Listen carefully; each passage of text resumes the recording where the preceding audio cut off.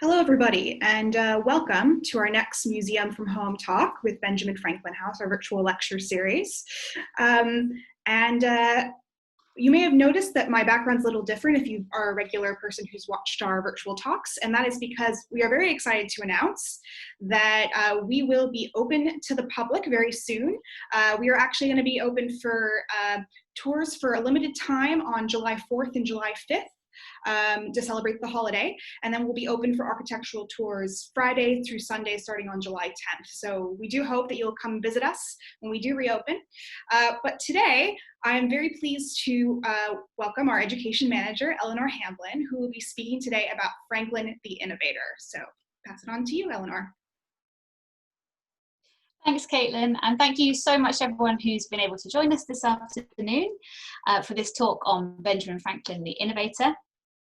As Caitlin mentioned, my name's Eleanor Hamblen and I'm the Education Manager at Benjamin Franklin House. Before I really dive into the topic at hand, I'd like to just tell you a little bit more about the education program we have here at the house. So every year we serve around 3,000 school pupils completely free of charge who visit our historic sites and also receive outreach workshops in schools. We run several large-scale events as well across the year with partners such as our Frankly Speaking debate competition held with the US Embassy, and also our annual Science on Stage event, which we hold in partnership with the Royal Institution. Now, although we engage students with both local and international history, teaching them about Georgia and London and also the years which led up to the American Revolution, we also place a great emphasis on science. And indeed, last year, we were fortunate enough to receive funding from the US Embassy to start our Franklin's Young Inventors, our Saturday and after school science club. So that emphasis on science was part of the inspiration behind my talk today. And although unfortunately we've been closed for the last few months, although we're very glad to be reopening soon, we have been keeping the learning going and putting lots of online resources on the website, including weekly live science classes for Key Stage 2 to 3 about all of Franklin's inventions and scientific discoveries. And all the previous classes, we have 2 more coming up the next 2 Tuesdays at 3 p.m, which will be up until the end of term. But all of the previous classes, you can access recordings of those on our website. So if anyone who's watching has any children or grandchildren they think might be interested in that, then please do check out our education page of our website. So with our education program, we really think that Franklin makes a great, in many ways, a great role model to students. He believed very strongly in education for all. He only received 2 years of formal education himself and was largely self-taught, which is pretty amazing considering everything he went on to achieve. And his very deeply held belief in education was reflected in his creation of several public bodies that would promote that. So he founded America's first subscription library and also one of the first universities. So he's a great example of someone who was endlessly curious, resourceful, and innovative. So after that fairly long preamble, thank you for sticking with me, on to Franklin the Innovator. To me, this word fits Franklin perfectly. He was always innovating or innovative in his approach across his different disciplines, so as a printer, a writer, a statesman, and particularly as a scientist, which is the area of his rich legacy which we're going to really be investigating today. An important aspect of Franklin's personality that really lent itself to this innovation was his curiosity. So he was constantly questioning the world, the nature of things around him, and trying to find ways to improve things as well.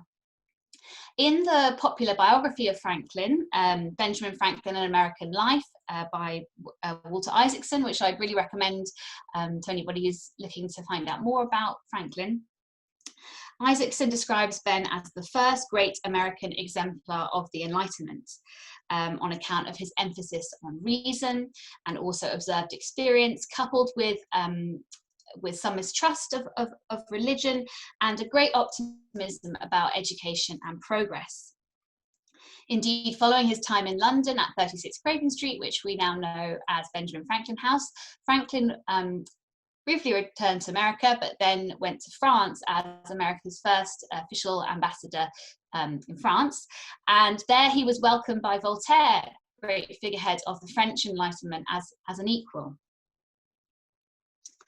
So over the course of this talk, I hope to illustrate how Benjamin Franklin had a truly scientific mind, although it might have been different to some of his contemporaries or his predecessors, and that his science was really based on lived experience and motivated by a desire to answer some of life's big questions and to improve things for people and drive forward progress.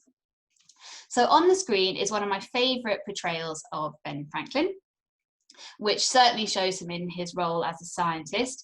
It's entitled Franklin Drawing Electricity from the Sky, and it depicts his famous kite and key experiment, which we're going to be coming back to later in the talk. Also in the background of the scene, you can see an electrostatic machine, which is something Franklin experimented with. We're going to be also dwelling for quite a long time on his early electrical experiments too. And the scene is definitely very dramatic with his kind of red cloak and the cherubs in the background as well, perhaps a nod to the ancients who Franklin so admired. Indeed, Immanuel Kant would later describe Franklin as a Prometheus of modern times, in reference to his experiments with electricity. And then later, Mary Shelley would take this on as the subtitle. It would be influencing the subtitle of Frankenstein, a modern Prometheus. So you're always finding references to Franklin in all sorts of unexpected places. So the artist of this painting is Benjamin West, who was born in Pennsylvania, but later moved to London. So he actually befriended Benjamin Franklin when he was living at 36 Craven Street. And although this portrait was completed quite a few years after Benjamin Franklin's death in 1790, Benjamin West would have known him and taken studies from him from life. So, although Benjamin Franklin was inventing from a very young age, and towards the end of my talk, I'll come back to some of his earlier inventions, I'm going to start our whistle-stop journey through Franklin's scientific endeavours and innovative inventions with his experiments into electricity, which really began in earnest in the 1740s. This aspect of his science is really what raised Franklin to a global scientific stage, and is still today what he's most remembered for as a scientist. So in addition to being one of the founding fathers of the United States of America, he's also remembered as one of the fathers of electricity. So having come from humble beginnings, Franklin rapidly made his fortune as a printer. And if you're interested in finding out a bit more about Ben Franklin's early life, I actually delivered a talk on that subject a few months ago now, and a recording of that is on our website.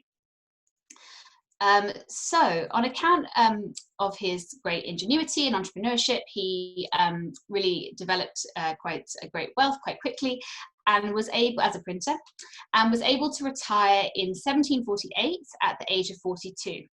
So this is when he could really dedicate himself to his interest in scientific pursuits. So quite a few years previously to that, Franklin had founded the Library Company of Philadelphia, which still exists today. And this, as I mentioned briefly before, was the first subscription library in America. Now, the library had an agent in London called Peter Collinson, who you can see depicted on the screen on the left in an engraving which is in the Wellcome collection. And Peter Collinson acted as an agent to the library. He would send books and also scientific instruments to the library company in Philadelphia. So after having attended a lecture by a Scottish scientist, Dr. Archibald Spencer, in 1743, Franklin wrote to Collinson and asked what he knew about the subject of electricity and if there was anything that he could send him.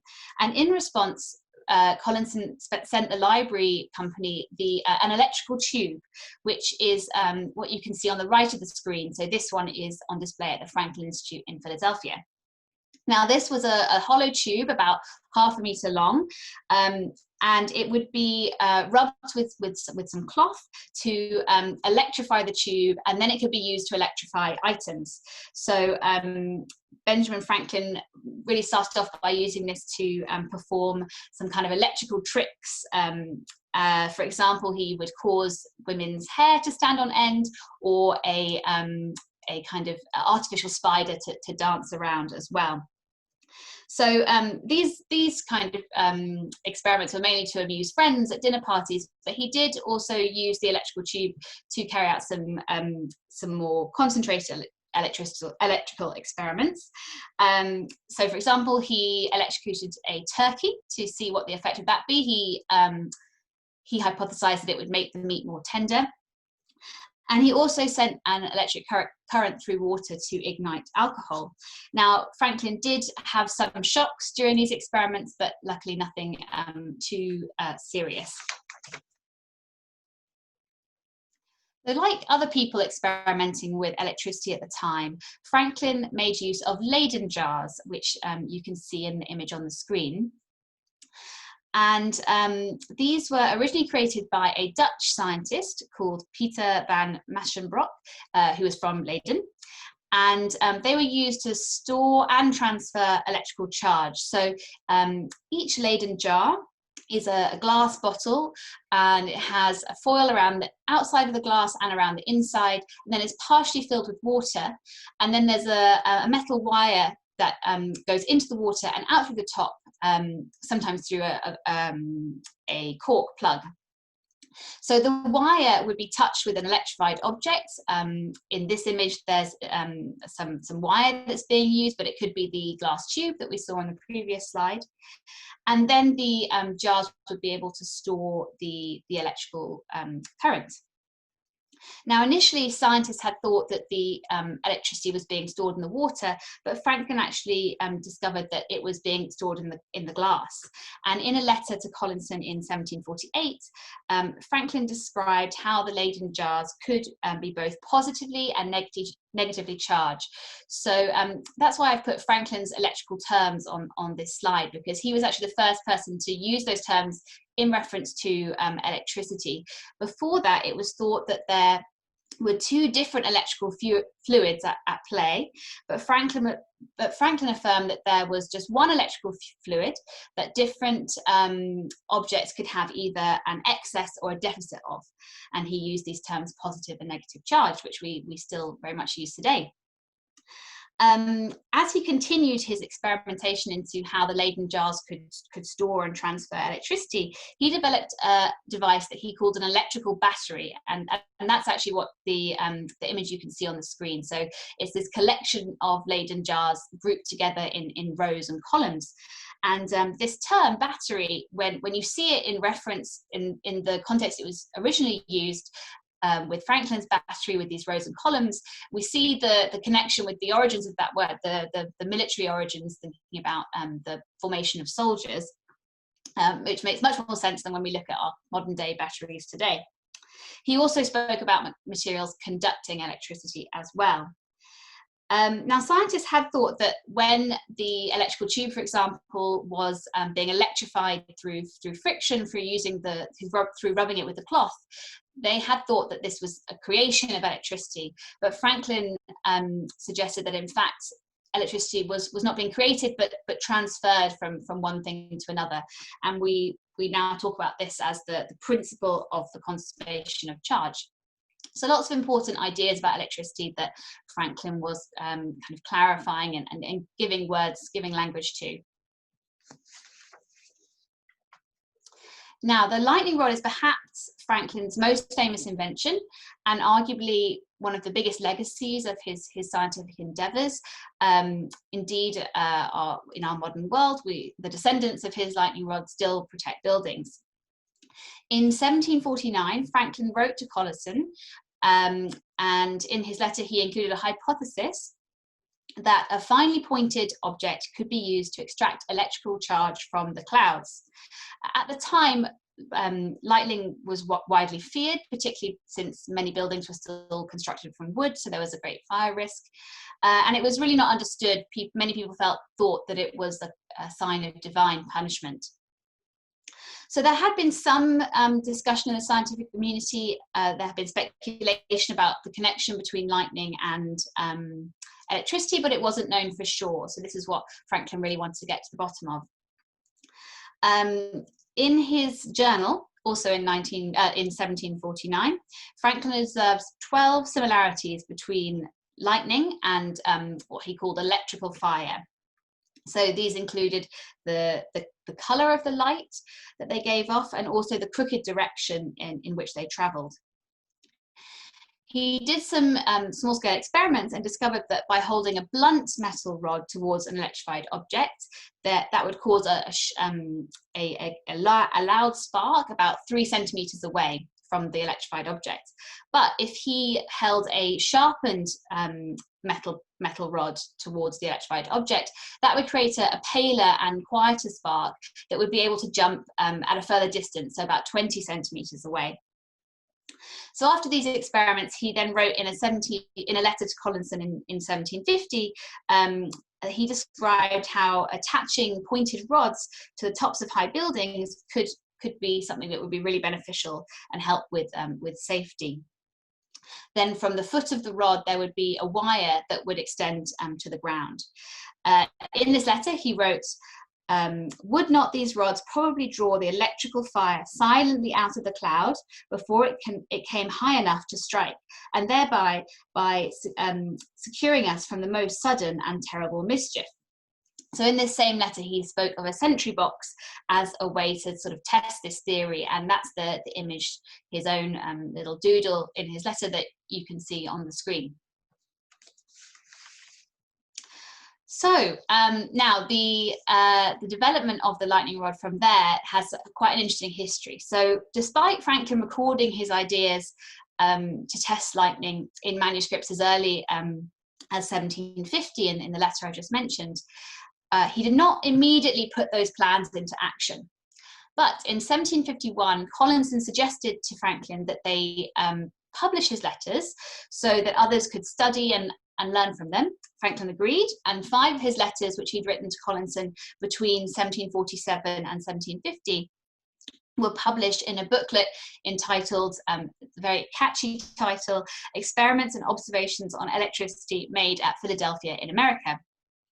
And on the screen, you can see the title page and also some illustrations from a slightly later addition to that booklet. So that was published and was very popular. And then shortly after that, Collinson sent the booklet to the famous French naturalist Comte de Buffon, who then passed it on to Thomas Francois Dalibard, and he translated the booklet into French. So they quickly became a sort of sensation in France, and even the king at the time, Louis XV, asked if Franklin's experiments could be kind of demonstrated to him. So Buffon and Dalibard rushed to make this so, and they enlisted the help of Monsieur Delors, who was a local practitioner of electrical experiments. So in March 1752, those 3 Frenchmen did show Louis XV some demonstrations and in Saint-Germain, and this caused great delight. And after that encouraged Dalibard to, so one of those scientists, to carry out Franklin's sentry box experiment, which he described on the 10th of May in Marly-la-Ville. And on the screen on the left, we have the French edition of Franklin's letters on electricity, and then also an illustration from a book about the wonders of science from about a century later, which shows this great sentry box experiment. So as Franklin had predicted, the metal rod was able to draw some sparks from the storm cloud, and within weeks, what was known as the Philadelphia experiment, although it hadn't indeed yet been carried out in Philadelphia, was repeated all over Europe with some varying success. So unfortunately, there were some casualties. For example, Swedish scientist George Wilhelm Rickman was unfortunately fatally electrocuted when he tried to conduct the experiment in St. Petersburg in August 1753. And this was because of an issue with faulty grounding. Meanwhile, in Philadelphia, Franklin was not yet aware that these experiments had been carried out, and he was steaming ahead with his own plans. So he'd been waiting for the completion of the church in Philadelphia, Christ Church, which you can still visit today, when he realized that actually a kite would allow him to get an iron rod up into the sky even higher than a steeple would. So this is what led to the now much fabled kite and key experiment. So we have a illustration of that on the screen, again from a much later book, actually a textbook to be used in schools. And it's, as I said, much fabled. We do think now maybe that it's quite mythologized, and we only have Franklin's account to go by. He was accompanied by his son, William, his eldest son, who also came with him to London when he came to Craven Street. But we don't know if exactly what Franklin said was exactly what happened, but it certainly was very influential and has really stayed in sort of popular consciousness since then. So the story goes that in June 1752, Franklin went out with his son William on a stormy night, and he had this kite with the rod on the end, and attached to the end of the string was a metal key. Now, luckily for Franklin, the kite wasn't struck directly by lightning, but it did pick up some of the charge in the sky. And the first thing he observed was that some of the loose threads on the string were starting to stand on end, so showing that it was acting like static electricity he'd been experimenting with. And then he put his finger to the key and noted that a spark jumped to his finger, which is what's being illustrated in this image on the screen. So he'd shown not only that that lightning was acting like electricity, but also that it could be conducted down since the string had got wet in the storm.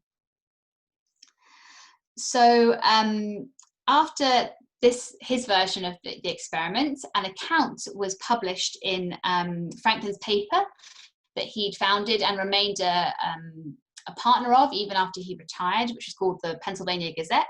So in October 1752, he published an account of what happened. And by the end of the year, lightning rods were really being installed on all sorts of public buildings across Philadelphia, including some of the ones Franklin founded. So his Academy of Philadelphia, which would later become the University of Pennsylvania, and also the Philadelphia State House, which we now know as Independence Hall. So then after that, in the 1753 edition of Franklin's popular Poor Richard's Almanac, which was an annual he published and was very popular, contained a lot of his famous sayings he's now known for, Franklin published a sort of definitive recommendation for protecting buildings from lightning strikes. And later in that same year, his contribution to science through all of his experiments and his creation of the lightning rod design was recognized globally. So in the Royal Society of London, he was taken on as an honorary member and also awarded their most prestigious prize, so the Copley Medal. And then later in 1772, he was also inducted into the French Académie des Sciences. So his investigations had brought him great fame, and he'd really been raised to a global stage. And the contacts that he'd made in the science world would later help him with his diplomacy, both in England and in France. In spite of his success, Franklin would not be satisfied until he felt he'd perfected his design. So in June 1753, he published a request in his paper for more information about lightning strikes and what was happening with the lightning rods that had been put up and being used in practice. So he then compiled the responses and created an improved design, which he would later send, in fact, to Scottish philosopher David Hume in 1762. So the installation of the lightning rod became so popular that 400 had been installed across Philadelphia by 1782, and they were also spreading across Europe. However, an interesting kind of side narrative, the lightning rods that were put up in 18th century England were blunt rather than pointed, as Benjamin Franklin had advised. So there was a British scientist, an English scientist called Benjamin Wilson, another Benjamin, not Benjamin West, that was the painter, Benjamin Wilson, and he was a member of the royal court, and he believed that the rounded ends would be more affected. So when Franklin left England, having really tried to forge a way forward between England and America, when he left and became very much a confirmed patriot, King George, kind of potentially in response to that, ordered that all the lightning rods across England and the empire indeed should be blunt, so not following Franklin's design. So a kind of political element to that story there. So arguably Franklin's electrical innovations, and notably in his invention of the lightning rod, were his greatest scientific legacy. However, I'd like now to turn to some of his other inventions, of which there are many. And although we've spoken a bit about how Franklin's scientific inventions and discoveries were really driven by his boundless curiosity and his desire to improve things, he was a shrewd businessman in other areas, we've seen with his printing, but amassing wealth was not the main motivation behind his science, and we see that in the story of his Franklin's fuel-efficient stove.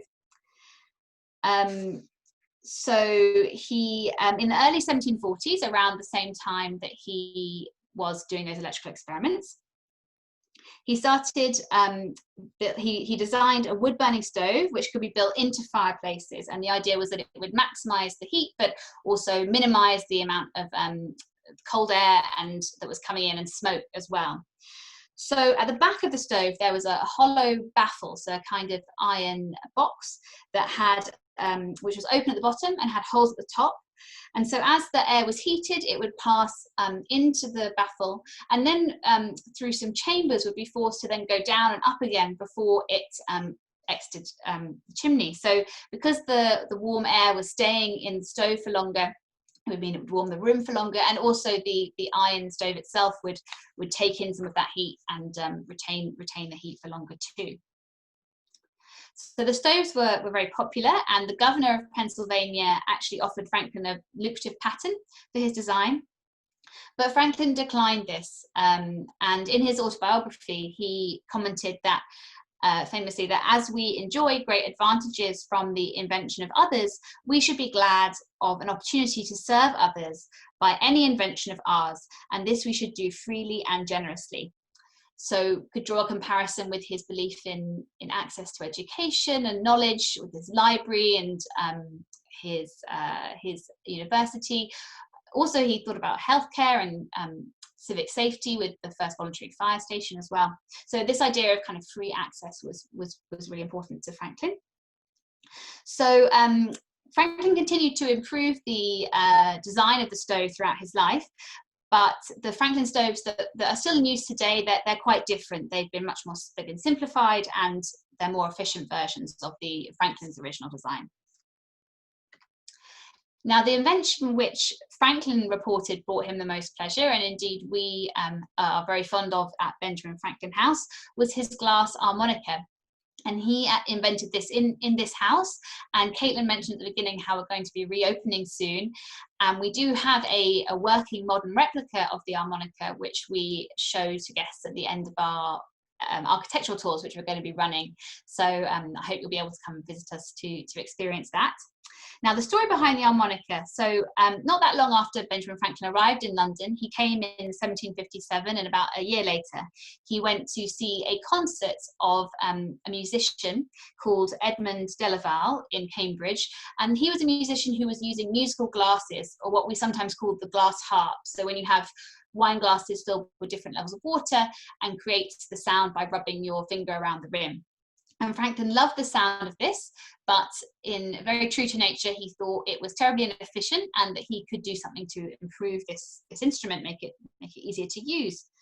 So he then worked with an English glass blower called Charles James, and with his help created the glass harmonica, which is what you can see on the screen. in 1761. So the harmonica is glass bowls mounted inside each other on an iron rod. So the rod can then rotate so that the bowls are rotating rather than the player having to keep moving their fingers around. The harmonica that Franklin would have used would have had a foot pedal. This is Franklin's harmonica. It's on display at the Franklin Institute again in Philadelphia, but we can't see the foot pedal here. But there would have been a foot pedal to make the rod and the bowls rotate. Now, whereas the glass is filled with water with the musical glasses or glass harp, whereas it's normally the amount of water in the glass that affects the pitch. Here we have different size bowls, so the smaller the bowl, the higher the pitch of the sound. And Franklin's original version has these coloured bands to denote the different pitches of the notes. When Franklin first invented the glass harmonica, it was very popular, but unfortunately it soon had a dip in popularity for a few reasons. It became but mainly because it became associated with a man called Franz Mesmer, who was purporting to use it to hypnotize people, and so it had these negative connotations. But it is now having a bit of a comeback and gets used in experimental music, and can even be used to play the very popular Harry Potter theme tune as well. So the harmonica is a good example of how some of Benjamin Franklin's inventions were not necessarily complete innovations, but were taking something, an existing design, and adapting it and improving it in ingenious ways. Another good example of this is Franklin's odometer. So although the concept of an odometer had existed since the ancient times, Franklin adapted it and made it fit for his purpose. So in 1753, Franklin was appointed to be the joint postmaster general of the colonies. Just one of his many roles he had on top of all the other ones we've talked about so far. And he was on a mission to improve the postal service in the colonies, because at that time they were really quite separate entities, and so there could be some inefficiencies in the transmission of post between them. So in order to do this, he wanted to make sure that the carriages were taking the most direct routes, and the odometer was going to help him do this. So the way that his odometer worked is you would attach it to the wheel of the carriage, and every time the wheel went around a full revolution, that would be noted on the dial that you can see on the top there. And once again, this beautiful Franklin's odometer is in the Franklin Institute in Philadelphia. So at the end of the journey, the postman could multiply the number on the dial by the circumference of the wheel to find the distance that the carriage had travelled.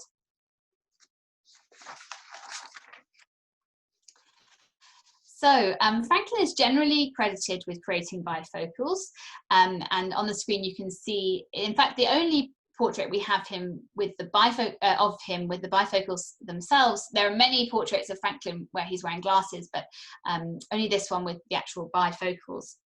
So that's by Charles Wilson Peale and is on display at the Pennsylvania Academy of Fine Arts. So in 1784, Franklin wrote, when he was 78 years old, Franklin wrote to a friend that he was happy in the invention of double spectacles, which serving for distant objects as well as near ones, make my eyes as useful as they ever were. So we can see that letter on the left of the screen, and Franklin's illustration diagram as well. So Franklin does assert that it was his invention, but there has been some dispute about whether he was the first to invent the bifocals. And obviously Franklin's resistance against patenting can sometimes complicate that question. So the College of Optometrists, which actually are our neighbours here on Crowden Street, they concluded that although we can't know for sure if he was definitely the first to create the bifocals, there's no question that the association with him really served to popularize them. Now, it will be impossible to go into great detail about all of Franklin's many inventions in the time we have allotted this afternoon, but before I finish, I'd just like to mention a few others shown on the screen. So I did promise that I would go back to some of his inventions from his early life. So looking at the bottom of the screen, we have some replicas of his swim fins that Franklin wrote about in his autobiography, wrote about inventing as a very young boy. He, in addition to being a great reader and learner, he loved exercise as well, and swimming was one of the ways that he would exercise. So he talks about having attached a kind of pallet to his hands, and also experimenting with kind of fins that were like sandals that he could attach to his feet. Now, these replica swim fins are on display at the wonderful Benjamin Franklin Museum in Philadelphia, which is part of Independence National Historic Park, which, if you're ever in Philadelphia, is well worth a visit. So another of Franklin's quite early inventions was his was the first urinary catheter in America. So not his most glamorous, but certainly very useful. And we've spoken quite a bit about how Franklin was always kind of responding to the world around him, and problems or problems he came up against, or opportunities for improvement that he saw. And so the catheter he developed in response to his brother John's illness. John was suffering from kidney stones. At the time, there wasn't a flexible catheter, so it was very uncomfortable. So that's why Franklin came up with a solution. And then we've spoken a bit about the bifocals, which Franklin created later in life. Another one of his later inventions was the long arm, which we can see pictured on the right of the screen. So this was a mechanical arm that Franklin seemed to mainly use to retrieve books from high shelves. I've mentioned how he's a great reader, and when he returned to America at the end of his life after his time in France, he had a great collection, a great library in his house in Philadelphia. And when describing the long arm, he explains how, just as with the bifocals, he'd had to come up with those because he'd always struggled with long sight, but he, as an older man, was also starting to have trouble with reading things close up. When describing the long arm, he explains how, as an older man, climbing up and down stairs to retrieve books can cause dizziness, and also there's a problem of kind of stiffening of joints, so he had to find a solution, as ever. Now, this illustration is taken actually from some of the amazing education resources that are on the Franklin 300 website. So this was a touring exhibition that went around America and came to Europe as well in 2006. So that was the 300th anniversary of Franklin's birth, and that's also the year that Benjamin Franklin House opened. And it's the wonderful resource. There's all sorts of interesting information and images of Franklin artifacts as well. So I really recommend visiting that website. It's www.benfranklin300.org. So to conclude, Ben Franklin may not have had the mathematical grounding that other scientists of the time had, such as Sir Isaac Newton, who had really dominated the century before Franklin kind of came to the forefront, and indeed who Franklin greatly admired. Returning to Walter Isaacson, who wrote the great biography of Franklin, he describes him as having been a practical experimenter more than a systematic theorist. So he definitely took a different approach to his science. And we could argue that his manual dexterity that he partly developed as a printer, thinking of the real detail that was needed with the organization of the metal letters for the printing press, stood him in good stead with this kind of tinkering approach to invention, improving things and solving problems. So his science was really grounded in lived experiences rather than abstract thought. His curiosity, that mechanical dexterity, and also importantly, his clear writing style. So the fact that he was a polymath and he was bringing together all his different skills meant that he rose to great notoriety, and his science really impacted the world around him, and they became widely used, and he became a kind of popular hero through that. I think it can also really be argued that his scientific success and innovation paved the way for his diplomatic career later. Indeed, the French economist and statesman Turgot referred to both these aspects of Franklin's influence when he described him as having snatched the lightning from the sky and the scepter from tyrants. Thank you very much. Thank you so much, Eleanor, for that really interesting talk. And I think we often forget how much Benjamin Franklin invented in his time on Earth. So we have time for questions, and we actually already have a couple that came up during your talk. So if anybody would like to ask any questions to Eleanor, you can either type your question in the Q&A and I will read them out to her, or you can raise your hand and you will be called upon and you'll be able to ask Eleanor your questions directly. So the first question we have is, did Franklin's lightning rod perform better than the round-ended ones recommended by the English scientist and ordered to be installed by King George III? In other words, did politics get in the way of public safety? It's my understanding that the science really was on Franklin's side, and it was all quite political, also with the opposition with the British scientist that I mentioned, the other Benjamin. So yes, and indeed there's reports of fires that happened on buildings that had the blunt lightning rod that perhaps could have been avoided if as you say, politics hadn't got in the way. Great. So the next question is, you mentioned that Franklin was resistant to patenting. Why was that? So I read that extract from Franklin's autobiography, and in that he really makes a case for it being so important to share knowledge, and talking about how we've benefited from other people's inventions. We should, as always when thinking about Franklin's autobiography, and it is really one of our main source materials when we're thinking about Franklin, especially his inventions actually, because a lot of the accounts of that come through the autobiography. This was a text in which he was really thinking about how he was presenting himself. So actually interesting, particularly in reference to the stove, the illustration that I used in my talk, that was taken from a kind of leaflet that was advertising the stove.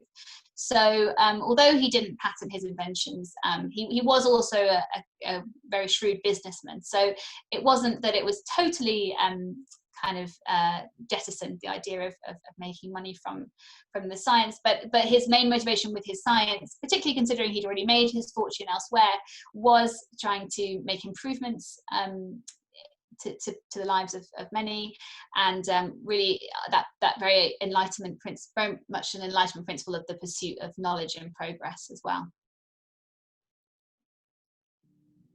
We currently don't have any open questions, but I have a question for you. What would you say is, apologies, you might be able to hear sound out there.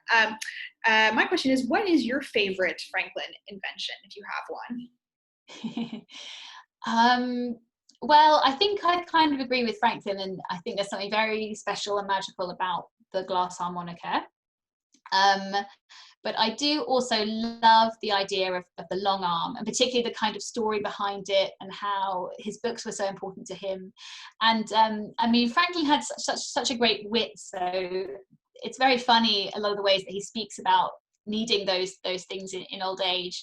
In fact, there's a wonderful, he wrote a kind of pamphlet, or no, actually, sorry, he published, I forget the author now, but someone talking about old age, and in the kind of preface, he uses big font, and he says in the preface, now I've done this because I know that, you know, if we're reading about old age, that probably means that we need really glasses or larger font to help us. So yeah, I like the idea of these inventions that Franklin came up with in his older age to solve those problems that came up. One invention I didn't mention, which is quite interesting too, is kind of adaptations of the rocking chair. So he had one that had a kind of fan attached that was the rocking would